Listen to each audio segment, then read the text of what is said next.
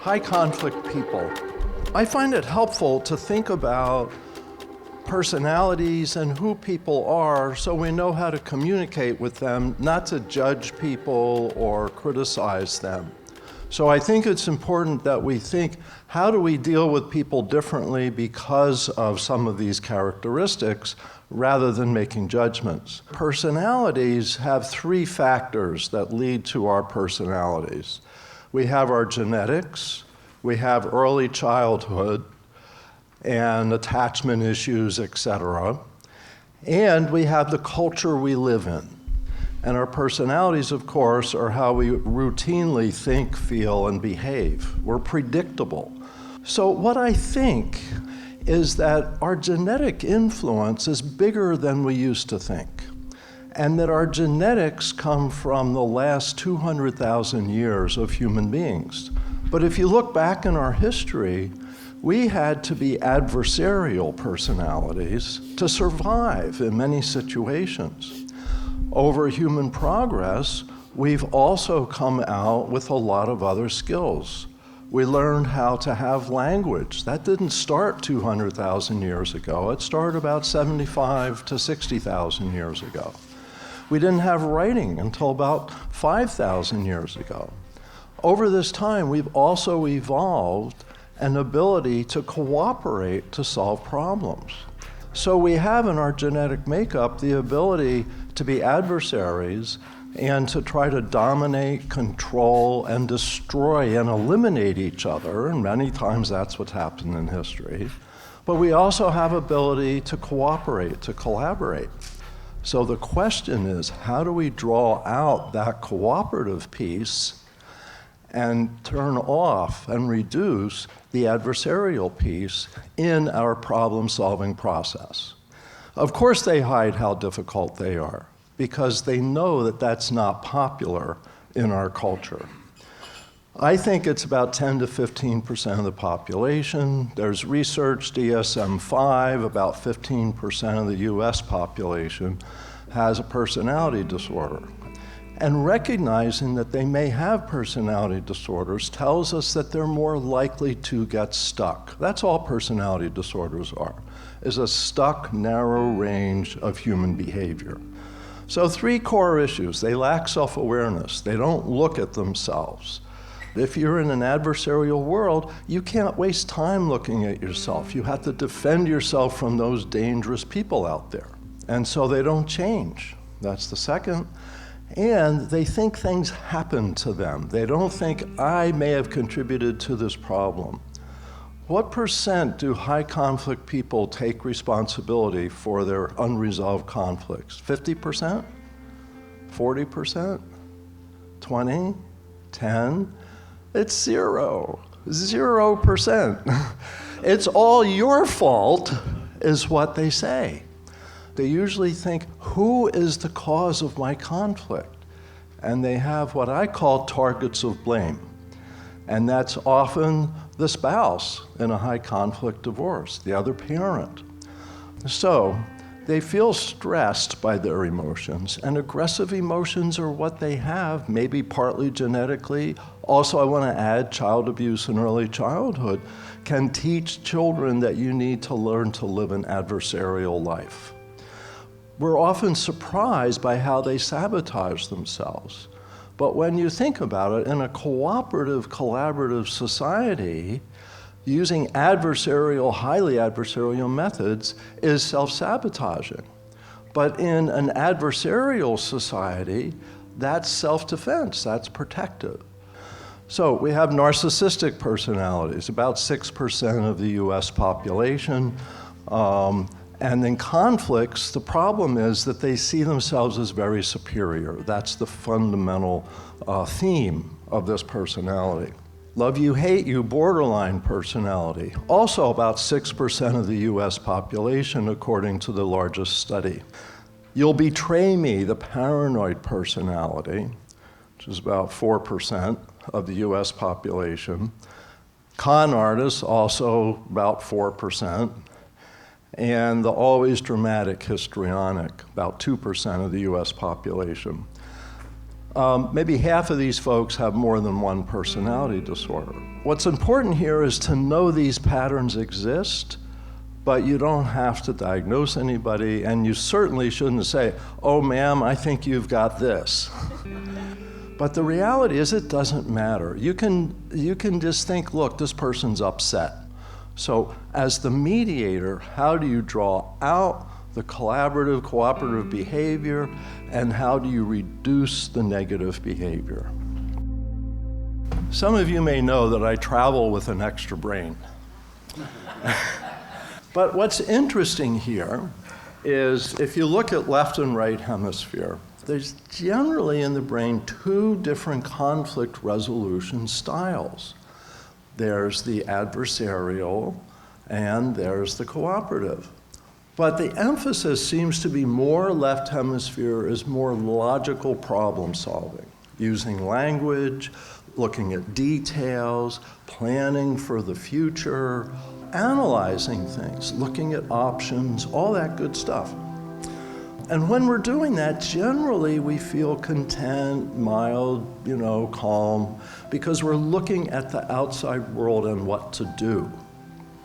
Now, the right hemisphere seems to have a generally different approach, a big picture approach. Say, think of the left brain as thinking in words and the right brain as thinking in pictures. It also seems to be where we have our defensive views. So we're thinking, looking in the environment, am I safe here? Is there a danger somewhere? Is someone really angry with me? Generally, how do you know someone's safe? By their facial expressions, by their tone of voice, by their hand gestures. So what seems to happen is the right brain is always checking out these nonverbal behaviors, while the left brain is listening to what you're saying. In a crisis, right brain becomes dominant. In a totally new situation, right brain becomes dominant. But in a familiar situation, and most of the time, the neuroscientists say, left brain's dominant because you're problem solving. You're doing routine things. Your negative emotions, if you want to call them that, are actually your adversarial self-defense. And the researchers say there's more neurons connected to your right brain than the left brain. So you have a gut feeling. Your body is part of your brain and says, look out, danger. And so when you're in an adversarial situation, most of us as professionals have been trained to manage our emotions so that we can problem solve.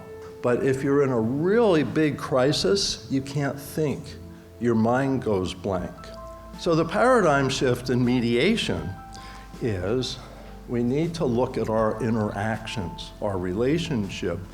In many ways, we need to learn how to speak to the right brain. And that's really fascinating when you think about it, because the right brain's language is different. The right brain's language is tone of voice. And more than anything else, your tone of voice influences how high conflict people respond. What's interesting is many mediators have learned to push people to settle.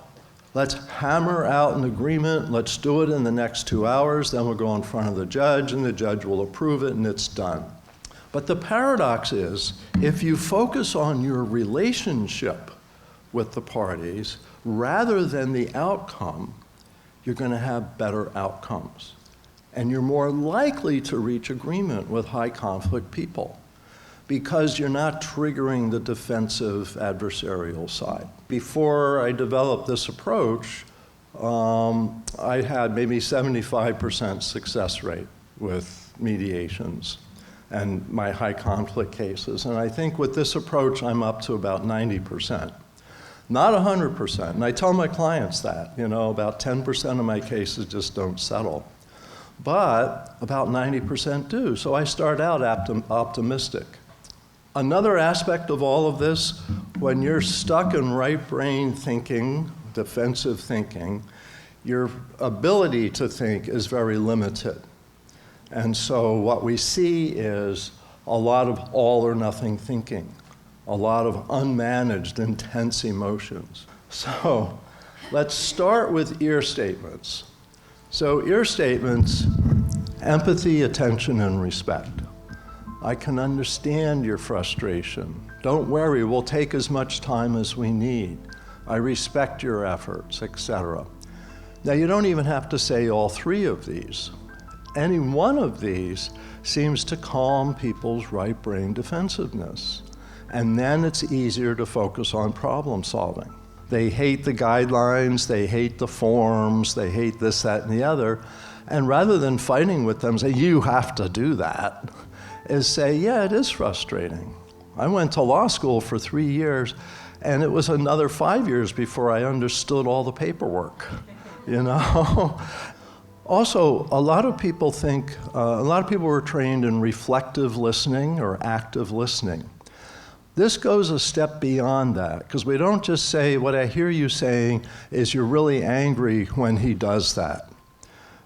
What they need to hear is that you're giving something of yourself. So I say, it's frustrating not to feel heard. You know, I hear you. And so you're giving them something, not just telling them what they said. And what's interesting is high conflict people are particularly sensitive to that. You want to have them make a lot of the little decisions. That helps them not only be cooperative, but it makes them think. We want them busy thinking so they're not busy reacting. So I ask them first, when I say, I'd like to know your thoughts and questions about the decisions you're facing today, who wants to go first? So who goes first? I really encourage them to decide. It's one of their first little joint decisions. Don't ever volunteer to fix it for people, and especially high conflict people, because they want you to. They say, well, I'm paying you to fix it. You never want to become responsible for their problem. We're only assisting them with their problem.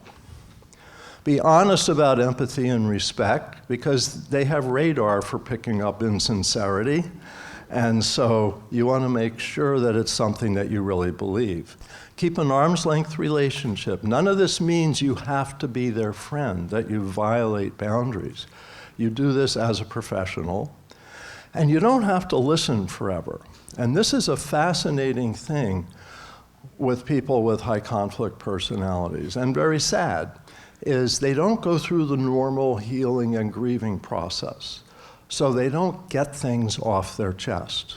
Most people notice they keep talking, they tell the same story over and over again. They're stuck in the past because they can't get past the past. They can't grieve in the way that 80% of people can. So instead, what we've learned is to distract them from how they're feeling and focus them on a task. And when you do that, they feel better. So don't ever ask high conflict people how they feel. Ask what they think and what to do, but don't talk about focusing on feelings. This is one thing therapists learn dealing with, say, borderline personality disorder. You could spend 15 years talking about how they feel, or you could talk about what they're going to do next week. So let's look at this clip. Now you want the house, and now, and not only that, during the time that I haven't been able to work, I've been working on the house. Okay. I'm the one that put on the addition. Hey, Skip. What? The kids Skip. used to have to share the same room, and now I put on the addition so that Gabby has her own room. Hey, Skip, can you look at me? Just look at me. I can. Okay. We're going to get to all those issues. And so what I'd like to do is hear completely from Dawn, then hear completely from you, because all your concerns are important. And I can see the frustration with this too. Okay. So you will get your turn. So let me just let her finish, and then I'll give you both some information, and then we'll get a chance to discuss things. What I'd like to do is just hear each of your points of view, because what you're saying is important, Skip, and I want to make sure I can fully concentrate. And what Dawn's saying is important. I want to make sure I understand so I can help both of you make decisions so that you can move forward in your lives. Does that sound okay, Skip? We can proceed with her finishing her turn? I'm sorry, yes. Okay, I really appreciate that, because I think you'll find that listening and going slow actually will bring better results. Okay. And if you need a break, just say you need a break.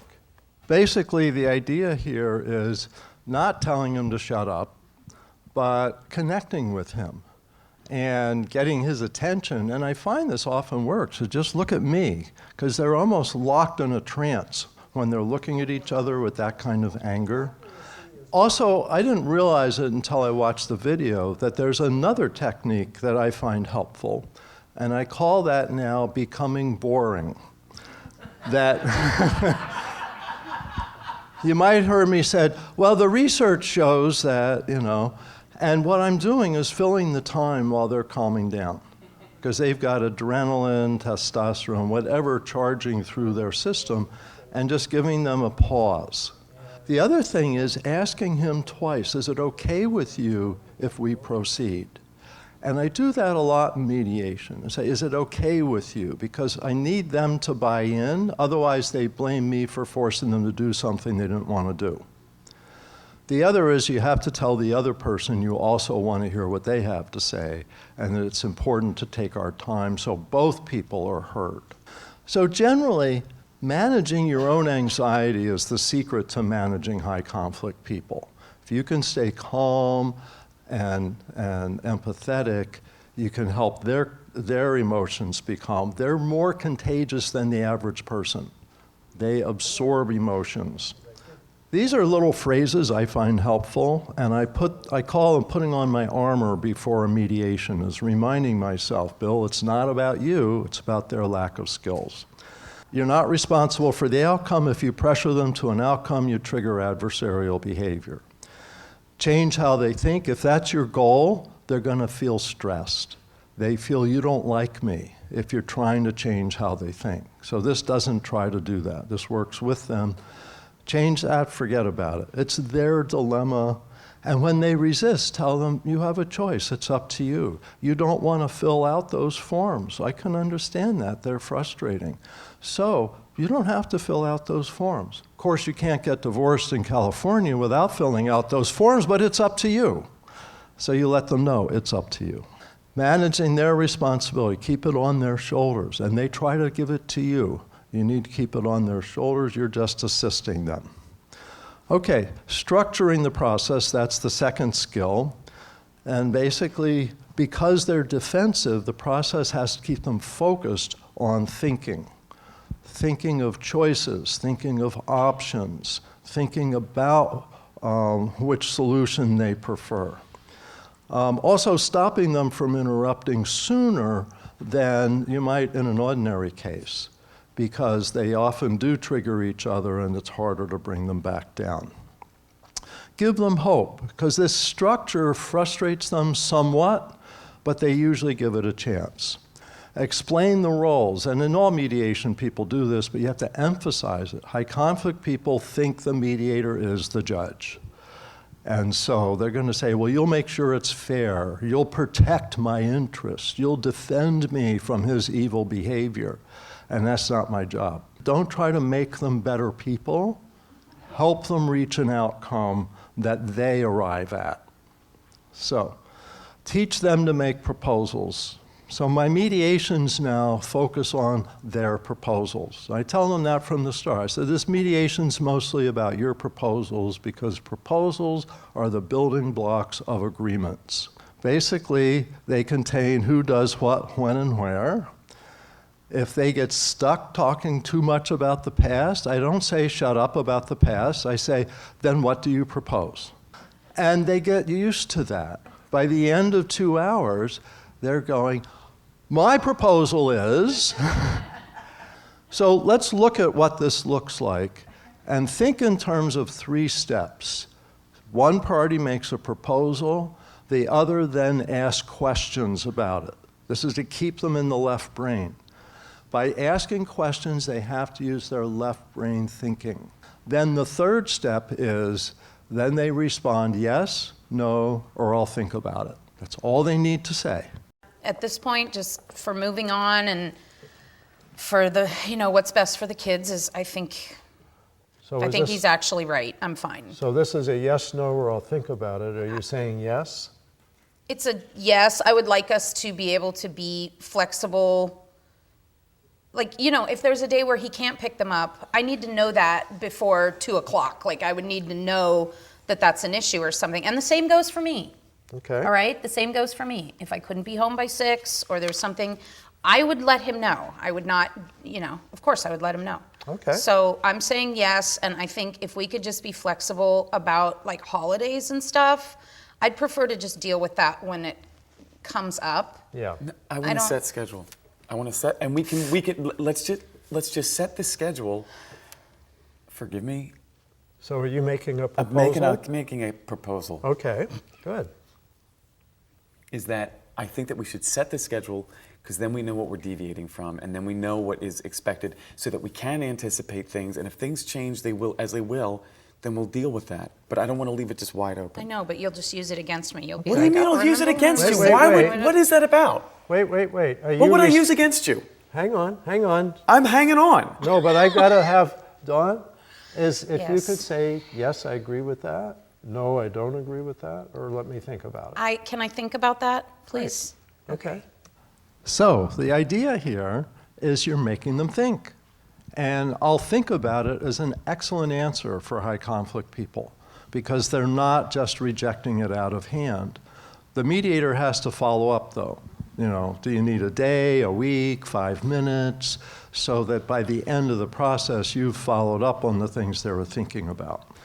The third skill for mediators is educate them. You can say everything that you wanted to get by asking them probing questions by just telling them, here's some options, here's some standards, here's what other people have done. The key to all of this, what I call the two-step, ear statements and educate. When they say, I don't want to do this, you can say, I can understand that, and let me give you some information. Educating them about consequences, because when they're stuck in their right brain defensiveness, they're in the present. When you're fight, flight, or freeze, you're not thinking of consequences, you're thinking of life and death survival, and that's what these folks often feel when they're making decisions, especially about their kids. Now, 4 skills for clients. I want to make sure to get that in here. Throughout the process, you're teaching them 4 things to do. Ask questions. First of all, high conflict people tend to come in and make demands. They don't say, help me, I don't know what some of my options are. They come in and say, I'm getting the effing house and you need to make that happen. Well, at the beginning of my sessions, after the first one, I say, so what do you want on today's agenda? They each get a turn telling what they want. Now, where do you want to start? Again, these are little joint decisions, but it keeps them busy thinking instead of walking in cold and then reacting to each other. Making and responding to proposals, we've been over that briefly, making decisions and accepting them. But the main thing is revolving it around proposals. Let them know beforehand, explain at the beginning, and then when it's time for proposals, explain it again, guide them through it. I have a 4-hour video on this method, 3 hours of Dawn and Skip negotiating with assistants and mediation, and an hour seminar explaining the method. So thank you.